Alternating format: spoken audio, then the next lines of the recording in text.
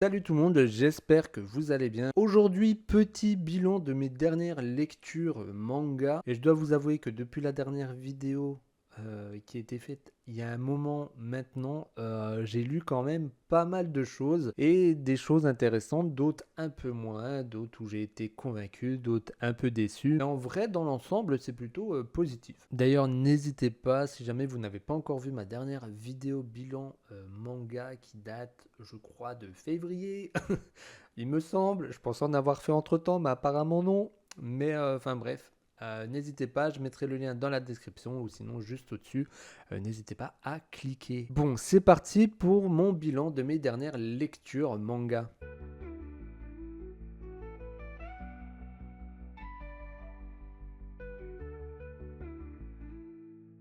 Et on commence avec le tome 5 et 6 de Dendana. Et honnêtement, c'est toujours un réel plaisir de lire ce manga. J'en suis actuellement, j'ai 11 tomes dans ma bibliothèque et j'en suis actuellement du coup au tome 7, c'est ça? Ouais, c'est 7.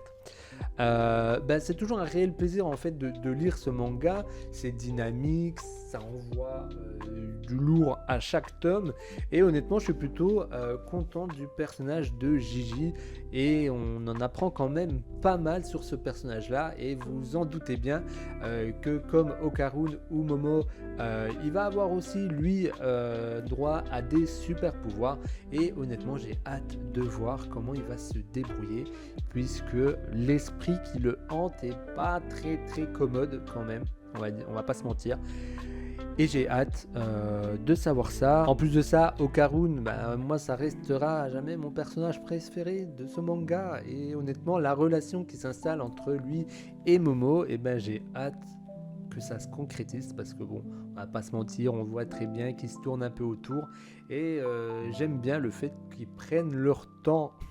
Même s'ils avouent pas, ils osent pas en fait, je crois. C'est sur 12 Alpes. Mais honnêtement, j'ai hâte de voir comment cela va évoluer. Ensuite, on a le tome 2 de Silence. Et oui, le tome 2 de Silence, ça fait un moment. Ça fait un moment que je l'ai lu en plus celui-là, donc je me rappelle pas de tout, j'avoue. Mais honnêtement, à chaque fois, je suis pas déçu quand même. C'est un très bon manga. En plus de ça, il est français et ça, il faut le préciser. Johan Vornier, enfin, mec, tu maîtrises, y a pas de souci. J'adore ton travail, tes dessins sont magnifiques. Ton œuvre est très belle. En plus de ça, le fait d'avoir le folklore français, je dirais, en manga, c'est ça qui le rend, je pense, unique. Et si jamais vous ne connaissez pas Silence ou vous hésitez, honnêtement, vous pouvez y aller. Je crois que le tome 5 va pas tarder à sortir, ou alors il est déjà sorti, je ne sais plus. J'avoue, j'ai du retard, mais ça se lit très facilement. Les dessins sont très beaux et les personnages sont vraiment pas mal pour le coup. Ensuite, on continue avec 4 premiers tomes de La danse du soleil et de la lune. Pour moi, ça a été une très belle découverte en cette année 2025. Alors, je ne sais pas quand les premiers tomes sont apparus, mais j'ai sûrement du retard. Mais en tout cas, très belle découverte pour moi. Ça a été un gros coup de cœur, La danse du soleil et de la lune, tome 1 à 4. Donc c'est plus ou moins une romance médiévale pleine de douceur et de mystère, je dirais. Donc on y suit Konosuke, qui est un samouraï, mais qui malheureusement a une malédiction où dès qu'il rentre en contact avec du métal, et celui-ci se déforme et il ne peut mourir. Par conséquent, vous comprenez bien que c'est compliqué d'être un samouraï et de ne pas pouvoir toucher une épée, c'est compliqué. Et on va du coup suivre cette aventure-là, puisque un jour, une princesse va arriver chez lui et va se marier avec. Et lui, il va pas trop comprendre ce qui lui arrive, et au final, lui qui était aigri au départ devient très attachant, je dirais, et on a envie en fait que ce personnage s'en sorte. Il nous fait, c'est un personnage qui est plutôt poignant, je dirais, qui nous donne envie, qui réussisse en fait, et du jour au lendemain, sa femme se fait enlever. Et du coup, voilà, ça part sur une aventure où le samouraï va tenter de retrouver sa femme. Et bien entendu, la malédiction qu'il a est plutôt en réalité un pouvoir qui va apprendre au fil des tomes à le maîtriser. Je dirais que c'est une magnifique histoire, c'est une ode même, je dirais, à l'amour, qui est vraiment magnifique. L'évolution du personnage est fou. En plus de ça, il y a d'autres personnages qui s'ajoutent, qui sont tout aussi attachants que lui, et les secrets vont se révéler au fil des tomes, mais à certains moments ça peut quand même nous décrocher, parce qu'il y a beaucoup de révélations, notamment des révélations auxquelles on s'y attend pas forcément dans une romance, je dirais, médiévale, et ça peut un peu casser le rythme en réalité. Mais rassurez-vous, accrochez-vous si vous voulez commencer cette œuvre. Honnêtement, allez-y sans problème. Voilà. J'espère sincèrement que je vous ai bien vendu le truc, parce que c'est vraiment le manga que j'adore. Je le dis et je le redis. Très belle histoire. Voilà. On a le tome 2 de Kagurabachi. J'ai pris le tome 1 aussi parce que voilà, j'ai les deux jaquettes alternatives et je voulais vous le montrer. Mais honnêtement, au début, je crois que j'en ai parlé dans ma précédente vidéo bilan manga, parce que je parle du premier tome.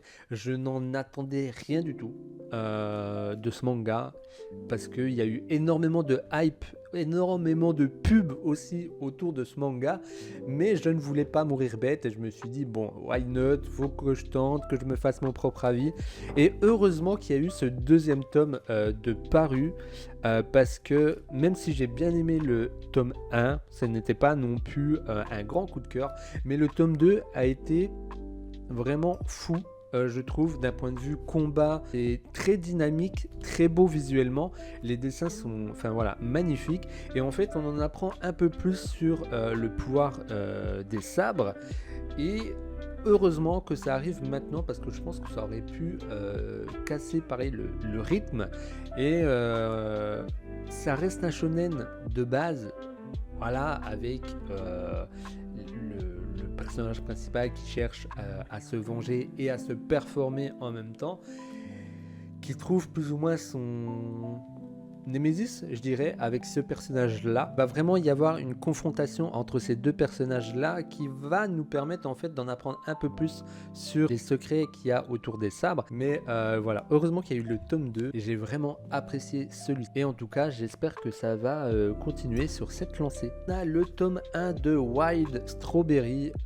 Pareil, j'en attendais pas grand-chose et honnêtement, j'ai été quand même agréablement surpris.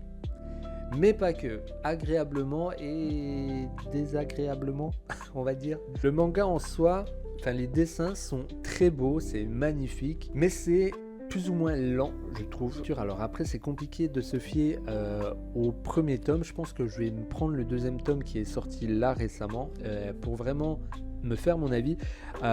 J'avais mis sur mon avis manga d'Insta, d'ailleurs si vous ne me suivez pas encore sur Instagram, n'hésitez pas, j'avais fait un post sur ce manga en disant que j'avais bien aimé et j'avais mis quand même une assez bonne note, mais avec du recul avant de faire cette vidéo, je me suis dit ça ressemble quand même beaucoup à Chainsaw Man, voilà, clairement, parce que là on a il me semble que c'est un frère et une sœur, dont la sœur qui est elle, je me rappelle plus comment elle s'appelle, a un parasite en elle, les Jinka, et en gros elle va à un moment donné, parce que son frère est en train de mourir, elle va prendre possession de son corps et s'installer dans son corps. Ça ne vous rappelle rien? Il n'y a pas de souci, j'adore Chainsaw Man, je kiffe.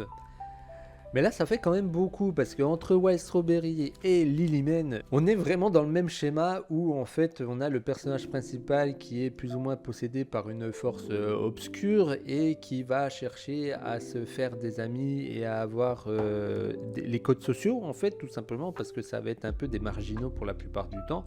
Enfin voilà, ça copie vraiment de très très près, je dirais, Chainsaw Man, et c'est pour ça que j'ai bien aimé, mais voilà.